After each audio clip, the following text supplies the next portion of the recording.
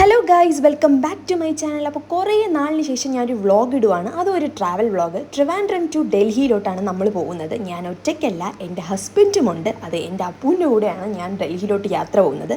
ഞാൻ സെക്കൻഡ് ടൈമാണ് ഡൽഹിയിലോട്ട് പോകുന്നത്. ഫസ്റ്റ് ടൈം പോയത് ഫ്ലൈറ്റിലാണ് ആൻഡ് സെക്കൻഡ് ടൈം ട്രെയിനിലാണ് പോകുന്നത്. അതും രാജധാനിയിലാണ്. അതിൻ്റെ ഒരു എക്സൈറ്റ്മെൻറ്റ് ഒക്കെ എനിക്കുണ്ട്. അപ്പു രാജധാനിയെക്കുറിച്ച് എനിക്ക് ഭയങ്കര ഹൈപ്പൊക്കെ തന്നിട്ടുണ്ട്, പ്രത്യേകിച്ച് ഇവിടുത്തെ ഫുഡിനെ കുറിച്ചിട്ട്.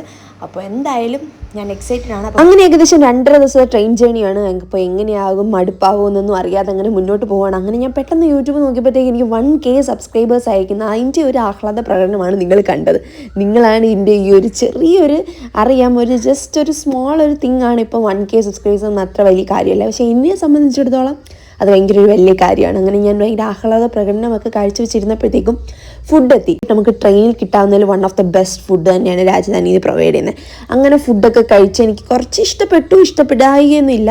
അതെല്ലാം കഴിഞ്ഞ് ഞങ്ങൾ സംസാരിച്ചൊക്കെ ഇരുന്ന് അങ്ങനെ കിടന്ന് ഉറങ്ങി. പിറ്റേ ദിവസം രാവിലെയായി. അപ്പോഴത്തേക്ക് മോർണിംഗ് ബ്രേക്ക്ഫാസ്റ്റും എത്തി. അങ്ങനെ അവിടെ നിന്ന് മോർണിംഗ് ബ്രേക്ക്ഫാസ്റ്റ് ആദ്യം ഒരു ചായയിൽ അങ്ങോട്ട് തുടങ്ങി. പുറത്തെ വ്യൂ ഒക്കെ കണ്ട് അങ്ങനെ പോയി. തലേ ദിവസം രാത്രി നൈസായിരുന്നു. പിന്നെ ഫുഡൊക്കെ കഴിച്ച് സംസാരിച്ച് ഉറങ്ങി, അത്രേ ഉള്ളൂ. പിറ്റേ ദിവസമായി. അങ്ങനെ ഇതാണ് ബ്രേക്ക്ഫാസ്റ്റ്. അങ്ങനെ ഞങ്ങൾ ബ്രേക്ക്ഫാസ്റ്റൊക്കെ നമ്മൾ രണ്ടുപേരും കൂടെ കഴിക്കുവാണ്. ആക്ച്വലി നമ്മൾ രണ്ടുപേരും കൂടി ഉള്ളത് കൊണ്ട് നമുക്ക് ആ ഒരു ബോറടി ഇല്ലായിരുന്നു എന്ന് തന്നെ പറയണം. അങ്ങോട്ടും ഇങ്ങോട്ടും കാര്യങ്ങളൊക്കെ പറഞ്ഞ് കളിയാക്കി അങ്ങനെ ട്രോളിയൊക്കെ അങ്ങനെ മുന്നോട്ട് പോയി. സത്യം പറഞ്ഞാൽ 2 ദിവസം പോയതേ അറിഞ്ഞില്ല. അപ്പോൾ രാവിലത്തെ ബ്രേക്ക്ഫാസ്റ്റ് ഞാൻ കാണിച്ചു തന്നല്ലോ, ഇതൊക്കെയാണ്. ബ്രെഡ്, ബട്ടർ, ടീ, പിന്നെ ഫ്രൂട്ടി ഉണ്ടായിരുന്നു. അങ്ങനെ കുറച്ച് ഐറ്റംസൊക്കെ ഉണ്ടായിരുന്നു. അങ്ങനെ അതെല്ലാം കഴിഞ്ഞ് വീണ്ടും ഉറങ്ങുക, ലൂഡോ കളിക്കുക, കുറച്ച് നേരം അങ്ങോട്ടും ഇങ്ങോട്ടും ഒക്കെ നോക്കിയിരിക്കുക. ഇതൊക്കെയായിരുന്നു അവിടുത്തെ പരിപാടി. ഇത് രാവിലെ നമുക്ക് അതിൻ്റെ കൂടെ കട്ട്ലറ്റും കിട്ടിയായിരുന്നു കേട്ടോ. അപ്പം ഞാൻ അത് കഴിക്കുകയാണ്. എനിക്ക് തീരെ അതങ്ങോട്ട് പിടിച്ചില്ല. അതിൻ്റെ എക്സ്പ്രഷനാണ് എൻ്റെ മുഖത്ത്. പിന്നെ വീണ്ടും വെളിയിലത്തെ വ്യൂ ഒക്കെ കണ്ടേ ഇങ്ങനെ ഇരുന്നു. അതിനിടയിൽ ഞങ്ങൾ സ്വന്തമായിട്ട് കുറച്ച് വീഡിയോസൊക്കെ എടുത്തു. ഞങ്ങളുടെ മെയിൻ പരിപാടി ഇതൊക്കെ തന്നെയാണ്. എന്നെ കളിയാക്കുവാണ് അപ്പു. അതാണ് ഈ രൂപം. ഞാൻ ഇങ്ങനെയാണ് ചിരിക്കുന്നതെന്ന് പറഞ്ഞാൽ എന്നെ എപ്പോഴും കളിയാക്കും. അതാണ് കാണിച്ചുകൊണ്ടിരിക്കുന്നത്. അങ്ങനെ ഇരുന്നു. അപ്പം ഞാൻ മര്യാദയ്ക്ക് ചിരി എന്ന് പറയുകയാണ്. ഓക്കെ, അങ്ങനെ ഇരുന്നപ്പോഴത്തേക്കും ഉച്ചത്തെ ഫുഡ് എത്തി. ചേട്ടൻ ഉച്ചയ്ക്ക് ഫുഡും കൊണ്ടുവന്നു. പിന്നെ രാജധാനിയിൽ ഐസ്ക്രീമൊക്കെ പ്രൊവൈഡ് ചെയ്യും കേട്ടോ. അതാണ് എനിക്ക് ഭയങ്കര ഇൻട്രസ്റ്റ് ആയിട്ട് തോന്നി. ഐസ്ക്രീം ഇനിയും കിട്ടുമല്ലോ. രാവിലെ ഫുഡ് ഓക്കെ ആയിരുന്നു. തലേദിവസം രാത്രിയിലത്തെ ഫുഡും ഓക്കെ ആയിരുന്നു. അത് കഴിഞ്ഞ് ഞാൻ വെറൈറ്റി പ്രതീക്ഷിച്ചിരുന്നപ്പോഴത്തേക്കും അതേ സാധനം തന്നെയാണ് നമുക്ക് ഉച്ചയ്ക്കും കിട്ടിയത്. വൈകിട്ട് സ്നാക്സ് പോലെ കുറച്ച് ഐറ്റംസൊക്കെ കിട്ടി. അതാണ് ഞാൻ ഈ കാണിച്ചുകൊണ്ടിരിക്കുന്നത്. അങ്ങനെ യാത്രയൊക്കെ മുന്നോട്ട് പോയി. ഒരു എൻ്റർടൈൻമെൻറ്റ്, ഞാൻ കുറച്ച് ലിപ്സ്റ്റിക്കൊക്കെ ഇട്ട് സുന്ദരിയായിരിക്കണ്ടേ. അങ്ങനെ പൊയ്ക്കൊണ്ടിരുന്നു. അപ്പു കുറച്ച് ഫ്രൂട്ടി എടുത്ത് കുടിക്കുന്ന കാഴ്ചയാണ് കേട്ടോ ഇത്. അങ്ങനെ പോയി ആ 2.5 ദിവസം കഴിഞ്ഞതേ അറിഞ്ഞില്ല. ഫൈനലി നമ്മൾ ഡൽഹി എത്തി ഗൈസ്. ഞാൻ ആദ്യം ഡൽഹിയിൽ പോയത് ഫ്ലൈറ്റിലാണ് കേട്ടോ. അപ്പോൾ അതിൽ നിന്ന് എൻറ്റയർലി ഡിഫറെൻറ്റ് എക്സ്പീരിയൻസ് ആണ്. ഫ്ലൈറ്റിലാകുമ്പോൾ ഓൾമോസ്റ്റ് നമുക്ക് 3 or 4 hour മതി നമുക്കങ്ങ് എത്താൻ. ട്രെയിനിലാകുമ്പോഴത്തേക്ക് നമ്മൾ ഇരുന്നിരുന്ന് മടുക്കും എന്നൊക്കെയാണ് പറഞ്ഞു വിട്ടത്. ഞാനും അങ്ങനെയാണ് വിചാരിച്ചിരുന്നത്. പക്ഷേ അങ്ങനെയൊന്നുമില്ല കേട്ടോ. നല്ല രസമായിരുന്നു. സമയം പോയതേ അറിഞ്ഞില്ല.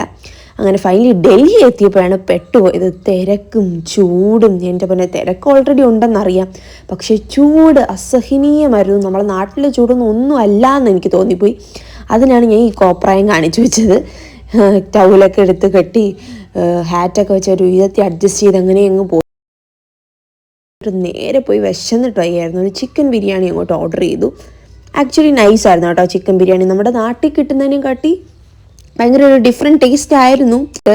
നമ്മുടെ മന്തി റൈസ് പോലെയൊക്കെയാണ് ഇരുന്നത്. പക്ഷേ കൊള്ളായിരുന്നു, ടേസ്റ്റ് ഉണ്ടായിരുന്നു, കഴിക്കായിരുന്നു. അങ്ങനെ അത് കഴിഞ്ഞ് അടുത്ത ട്രെയിൻ ഇവിടെ നിന്ന് നമുക്ക് പോകേണ്ടത് ഡെറാഡൂണിലാണ്. അപ്പൂൻ്റെ ജോലിസ്ഥലം അവിടെയാണ്. സോ അവിടേക്ക് പോകാനുള്ള ട്രെയിൻ വെയിറ്റ് ചെയ്തിരിക്കുകയായിരുന്നു. അതൊരു 1 hourനുള്ളിൽ എത്തി കേട്ടോ ആ ട്രെയിൻ. അങ്ങനെ ആ ട്രെയിനിലും കയറി കുറച്ച് വീഡിയോ ഒക്കെ ഞാൻ ഇങ്ങനെ എടുത്തു. അങ്ങനെ ഇരുന്നപ്പോൾ ഫൈനലി നമ്മുടെ ഡെസ്റ്റിനേഷൻ എത്തി. ഞാൻ ഭയങ്കര എക്സൈറ്റഡ് ആണ്. പക്ഷേ അപ്പു ആസ് യൂഷ്വൽ ഭയങ്കര വിഷമത്തിലാണ് നാട്ടിൽ നിന്ന് വരുന്നതുകൊണ്ട്. ഞാൻ ആദ്യമായിട്ട് അപ്പുവിൻ്റെ കൂടെ ഇത്രയും ലോങ് വരുന്നതുകൊണ്ടും വീട്ടിൽ നിന്ന് മാറുന്നതുകൊണ്ടും ഞങ്ങളൊരു പുതിയ ലൈഫ് ഒരുമിച്ച് സ്റ്റാർട്ട് ചെയ്യുന്നതുകൊണ്ടും ഭയങ്കര എക്സൈറ്റഡും ഹാപ്പിനെസ്സിലും ഒക്കെയാണ്. ഇനി പോകെ നമുക്ക് കാണാം എന്താകുമെന്ന്. അപ്പോൾ സാരൻപൂരിലാണ് നമ്മൾ വന്നിറങ്ങിയത്. ഇവിടെ നിന്ന് നമ്മളിന്ന് സർസാവയിലോട്ടാണ് പോവേണ്ടത്.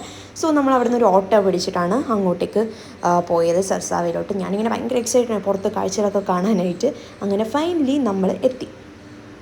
അപ്പോൾ ആർമി ക്വാർട്ടേഴ്സിലെ ലൈഫാണ് ഇനി അങ്ങോട്ട്. അവിടുത്തെ വിശേഷങ്ങളും കാര്യങ്ങളും ഒക്കെ കാണാം. അങ്ങനെ നേരെ പോയി ഫ്രഷൊക്കെ ആയി, ഞങ്ങൾ രണ്ടുപേരും ഫ്രഷായി. എന്നിട്ട് നമ്മൾ നേരെ പാല് കാച്ചാൻ പോവുകയാണ്. കാരണം ഞങ്ങളുടെ ക്വാർട്ടേഴ്സിലെ ഫസ്റ്റ് ഡേ ആണല്ലോ, ഫസ്റ്റ് ഡേ അല്ല, ഓൾമോസ്റ്റ് ഡേ കഴിയാറായി. എന്നാലും ഒരു പുതിയ തുടക്കം എന്ന രീതിയിൽ ഞങ്ങൾ പാല് കാച്ചി അത് സെലിബ്രേറ്റ് ചെയ്യാമെന്ന് വിചാരിച്ചു. അങ്ങനെ ഞങ്ങൾ പാല് കാച്ചാൻ വേണ്ടിയിട്ടുള്ള ആഹ്ലാദ പ്രകടനത്തിലാണ്. ഞങ്ങൾ രണ്ടുപേരും ഉള്ള ഒരു ലൈഫാണ്. അപ്പോൾ അത് എങ്ങനെയാവും എന്നുള്ള ഒരു ടെൻഷനും കാര്യങ്ങളും ഒക്കെ ഉണ്ട്, എക്സൈറ്റ്മെൻറ്റും ഒക്കെ. കാരണം ഞങ്ങളുടെ കല്യാണം കഴിഞ്ഞിട്ട് വെറും ഒരു 20 ഡേയ്സിലാണ് ഞങ്ങൾ നാട്ടിൽ നിന്ന് ഇങ്ങോട്ട് വരുന്നത്. ആൻഡ് എന്നെ സംബന്ധിച്ചിടത്തോളം അത് ഭയങ്കര വലിയൊരു ചേഞ്ചാണ്. അതുപോലെ ആയിരിക്കും അപ്പൂനും. സോ അപ്പം നമുക്ക് ഇനി പോകെയുള്ള വീഡിയോസിൽ നമ്മുടെ ഇവിടുത്തെ വിശേഷങ്ങളൊക്കെ കാണാം. Hope you guys enjoyed. അപ്പോൾ നിങ്ങൾക്ക് വീഡിയോ ഇഷ്ടപ്പെട്ടാൽ ഉറപ്പായിട്ട് ലൈക്ക് ചെയ്യുക, ഷെയർ ചെയ്യുക, സബ്സ്ക്രൈബ് ചെയ്യുക. ബൈ.